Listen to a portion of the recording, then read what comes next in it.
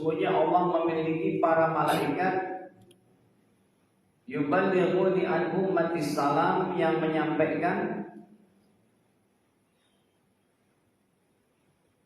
error. Kitabnya yang satu error. Pusing dia kali dibawakan sedemikian banyak. Baik, jadi Musnad Bazzar.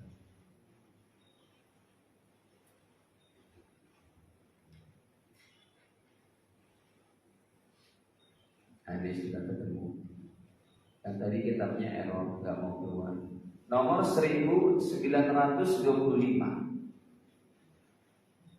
Ya, satu-satu amalannya saya tampilkan dalilnya.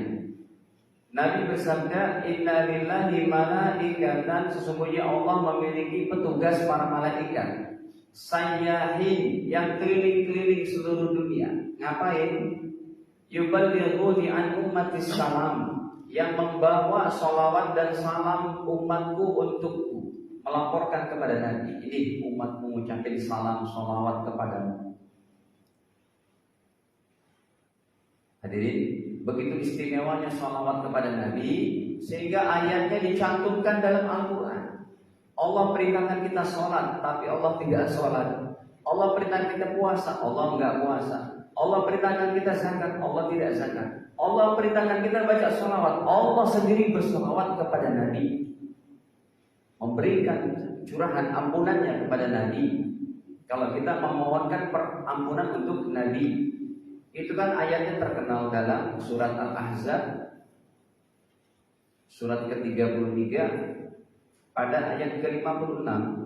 Innallaha wa malaikatahu yusholluna 'alan nabi ya ayyuhalladzina amanu shallu 'alaihi wa sallimu taslima. Sesungguhnya Allah, para malaikatnya, yushollun, berselawat, 'alan nabi, kepada Nabi. Ya ayyuhalladzina amanu, wahai orang-orang beriman, shallu 'alaihi, sholawatlah kalian kepada Nabi. Ini istiqomahkan. Baik. Kemudian diistiqomahkan pula adalah yang lainnya, beristighfar untuk kita dan orang tua kita sehari 100. Bapak Ibu, kalau istighfarnya hanya astagfirullahaladzim, itu untuk diri Anda saja. Ini saya ajarkan dari gabungan beberapa hadis. Pentingnya kita ngaji ilmu sehingga amalan kita penuh barokah. Ustaz, saya udah istiqomah kok setiap hari 100 kali astagfirullahaladzim, astagfirullah. Sayangnya kenapa? Itu untuk diri kita sendiri.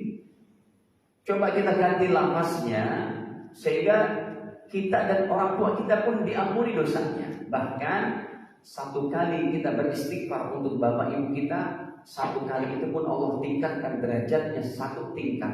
Bagaimana setiap hari kita baca 100? Istighfar untuk kita dan orang tua. Ortulah saya singkat 100 kali. Nah, ini lafaznya pergunakanlah yang paling ringkas saja. Robbi firli wali walidayya, dan gitu saja. 100 kali kita ucapkan, ini orang tua kita diangkat derajatnya 100 tingkat setiap hari. Kalau orang tua kita masih ada kesalahan dan dosa, dihapus dulu dosanya.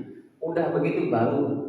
Makanya orang tua kita yang udah di alam sana, kalau kita kirimin istighfar kayak begini saja setiap hari, Rabbi firli wali walidayya, ada pembicaraan mereka dengan Allah. Ya Allah, kenapa ranking kebaikan saya kok naik terus? Kan saya udah gak ibadah. Terheran-heran Pak. Coba kita buka dalilnya. Ini penting saya buka dalil. Karena masalah apa? Masalah yang gaib, masalah alam di alam sana. Jadi perlu dalil. Kami buka riwayatnya daripada Al-Imam Ahmad. Nomor hadisnya pun sudah 10.610. Nih Musnad Ahmad. Musnad Ahmad itu jumlah hadisnya 37.000. Sekarang kita buka yang 10.000-an. 10.610. Ini sudah ada. Kalau Bapak Ibu mau lihat hadis terakhirnya, tinggal diklik aja halaman terakhir. Tuh 27.000 maksud saya. 37.000 yang musnad Imam Ibnu Abi Syaibah. 27.647 ini hadis terakhir dalam kitab hadis Imam Ahmad bin Hanbal. Ya. Hadis ini berbicara tentang Rasul lagi sholat asar atau zuhur, dinaikin punggungnya oleh cucu beliau. Itu hadis terakhir nomor 27.000 yang ditulis oleh Imam Ahmad. Baik, hadirin, 10.610 kita baca dulu. Qala Rasulullah sallallahu alaihi wasallam, Rasulullah bersabda, Innallaha azza wa jal, sesungguhnya Allah yang maha perkasa lagi maha mulia, la yarfa'ud darajata, sungguh Allah akan mengangkat derajat lil abdi saleh, untuk orang tua yang soleh, fil jannati, diangkat derajatnya di mana? Di surga.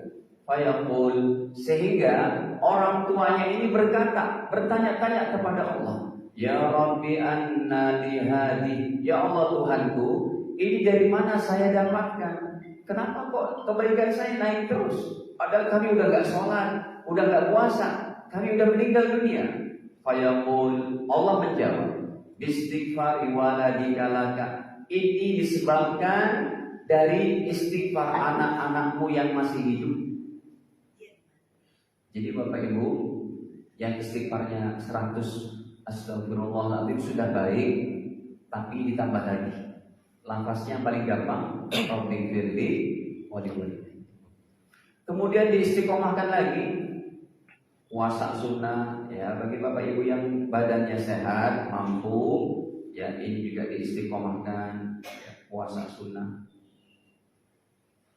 Demikian sedekah harian, jangan tinggal, dan lain-lain. Hadirin, ini adalah istiqomah yang hubungannya hablum minallah. Sekarang kita tambah lagi istiqomah yang hubungannya hablum minan nas. Tetap istiqomah jadi orang baik. Jadi agama Islam mengajarkan kebaikan-kebaikan. Ya. Tetap jadi orang baik sepanjang masa. Tetap memberikan manfaat untuk orang lain, muslim atau non-muslim orang lainnya. Memberikan energi positif.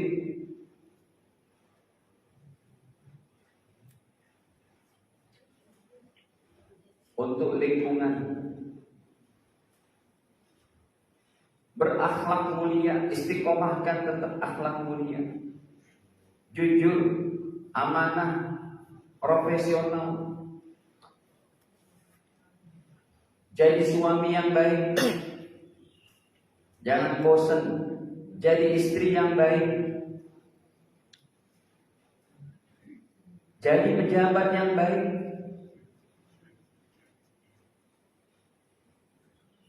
jadi rakyat yang baik, jadi warga negara yang baik. Pokoknya paket komplit itu pembicaraan tentang istiqomah.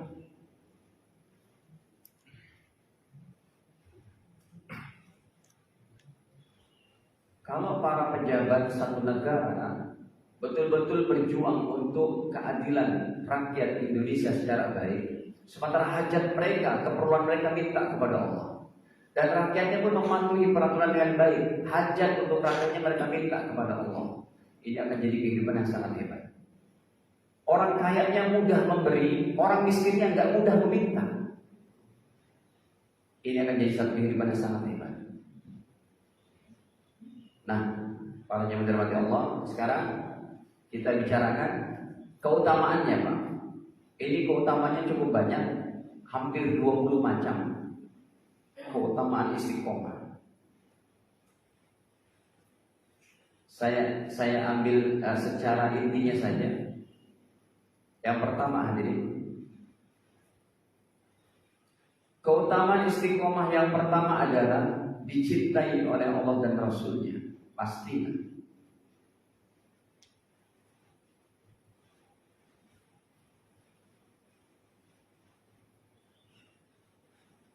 Yang kedua, orang yang istiqomah seperti ini diampuni dosa-dosa. Yang ketiga, dimudahkan, diberkahkan kehidupan dunianya, ekonominya.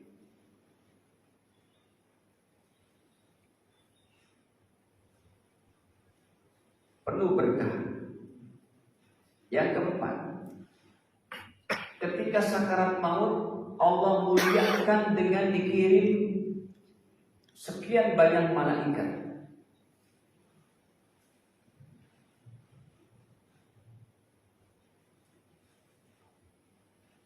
Malaikat ya turun ketika sakarat mautnya, jumlahnya sejauh mata memandang.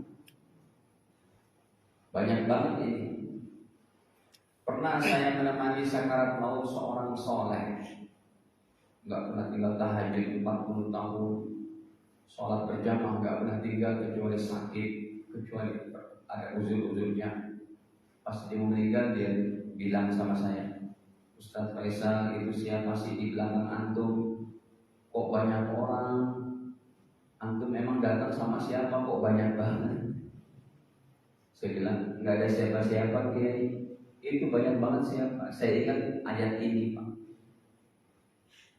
Ayatnya itu dalam surat Fussilat ayat 30. Innal ladzina qalu rabbunallah.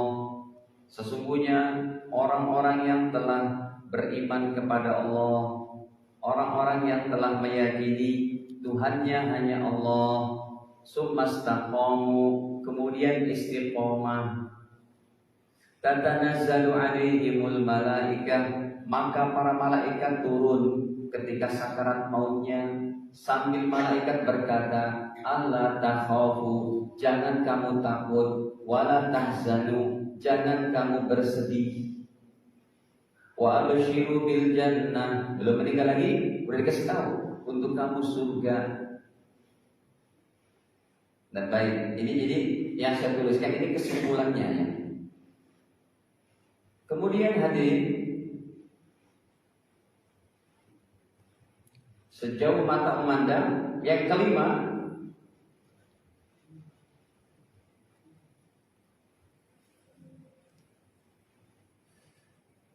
kelima, para malaikat sambil berkata, jangan takut, jangan bersedih. Yang keenam, para malaikat membawa kain kafan surga untuk prosesi di alam malaikatnya. Ya. Malaikat bawa kain kafan surga karena nyawanya mau dicabut ini orang istiqomah ini. Yang ketujuh, mereka membawa juga minyak wangi surga.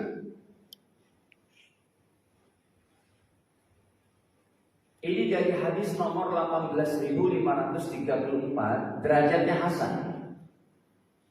Dimuliakan sedemikian rupa orang yang baik. Ya, dibawakan minyak wangi surga, kain kafan surga yang gak bakal bisa dibeli dengan uang seberapapun. Berapa waktu lalu kami umroh bawa jamaah, ada para pengusaha, ada para pejabat. Pak Ustadz, antri dong, kita mau beli minyak wangi. Di depan tower Zamzam itu kan ada penjual jam Rolex, ada penjual di sini apotik paling depannya. Kemudian di belakangnya hotel Vintage, hotel yang paling muka berada di depan tower Zamzam. Kalau di sini kan As-Sofwa, sini Darul Interkontinental, Darul Tauhid, gitu ya. Baik. Kemudian di sini